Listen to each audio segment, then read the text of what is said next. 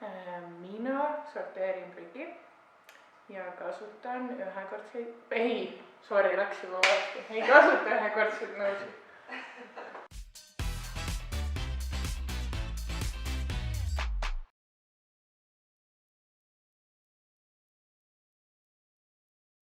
Mida teen mina keskkonna hoidmiseks? Sorteerin prügi. Poes ei kasuta kilekotte, näiteks kõik puuviljad, juurviljad panen nagu oma poekotti, mis on nagu riidest, et kunagi ma ei taha võtta neid nii-öelda ühekordseid kilekotte. Kui ma prügi sorteerin, siis ma kasutan ka selle jaoks selliseid kotte, näiteks nagu saiakott või midagi, mis on nagu nii ostetud, aga mis muidu viskaks niisama minema, aga vähemalt on nagu 2 korda kasutatud. Sündmustel, kodus ma kohe kindlasti ei kasuta ühekordseid nõusid, aga näiteks noortekeskuse sündmustel ma ka eriti ei aktsepteeri seda, et kasutatakse, ma ei tea, plastikkahvleid või ühekordseid taldrikuid, et kuna meil nõusid on ja nõudepesumasin on ka, siis ma ei luba kasutada neid. Asjad, mida ma enam ei vaja, näiteks riided viin ma taaskasutus kogumiskastidesse, asjad, mis on korralikud, ma kas annan ära või müün maha, peas, et ei jää seisma. Mina sorteerin prügi ja ei kasuta ühekordseid nõusid ja eelistan korduvkasutatavaid nõusid, näiteks kohvitopsi. Natuke ikka teen. Käin põhiliselt kas jala või jalgrattaga, talvel ka. Praegu see on juba tüütu. Kui ruumist väljun, kustutan tuled ära. Poes käin kas seljakoti või riidest kotiga. Iga õuna ei pane eraldi kilekotti.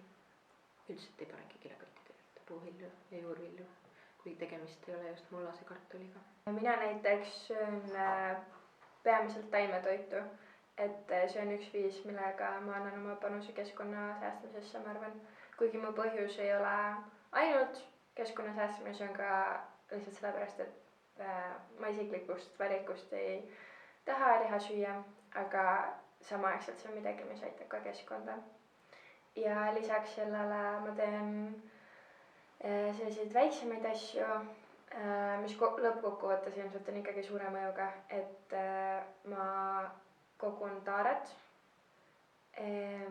Ma üritan mitte kasutada ühekordseid plastiknõusid, ma sorteerin prügi ja ma ka üritan riided osta kaltsukatest. Mina kasutan riidekotte ja ma usun, et see ongi peamine, mida ma teen, et aidata keskkonda hoida. Ja kuidas see nii on? Eks see on läbi selle, et ma ei kasuta üldse kilekotte, ma ei kasuta eriti ka paberkotte, peamiselt eelistangi taaskasutatavaid riidekotte ja seda juba peaaegu, ma arvan, 10 aastat. Kindlasti me perega sorteerime prügi ja seda samuti nii kaua, kui me oleme abielus olnud, nii kaua oleme seda ka ühiselt teinud.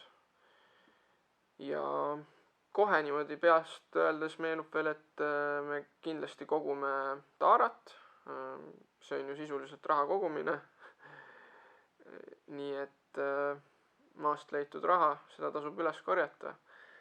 Ja neid eelmainitud siis momente, riidekottide eelistamist, kasutamist, prügi sorteerimist ja taara kogumist ma üritan ka rakendada noorsootöös. Et siis Ilmatsuse noortekeskuses, kus ma töötan siin samamoodi, me kogume taarat, ma aitan taarat koguda, aitan seda ära viia. Ma kasutan riidekotte, kui meil on vaja kokandusklubiks asju osta või muid vahendeid teisteks tegevusteks. Ja samamoodi prügi sorteerimine, kuigi tõsi selles võiks siin keskuses sammu edasi teha. Let's see, I guess the thing I do the most, which is transportation. I would just use my bicycle to move around or just walk, which is more environmentally friendly. When we go to the supermarket to shop for groceries, for example, I would use the reusable bags instead of buying a new one every time.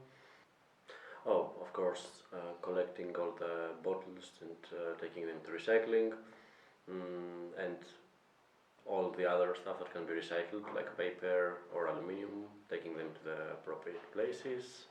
Well, I also think that one of the biggest things you can do to help the environment, instead of just recycling stuff and reusing stuff, is reducing the consumption of stuff, either by choosing to eat less meat or just in general buying less stuff, ordering less stuff online,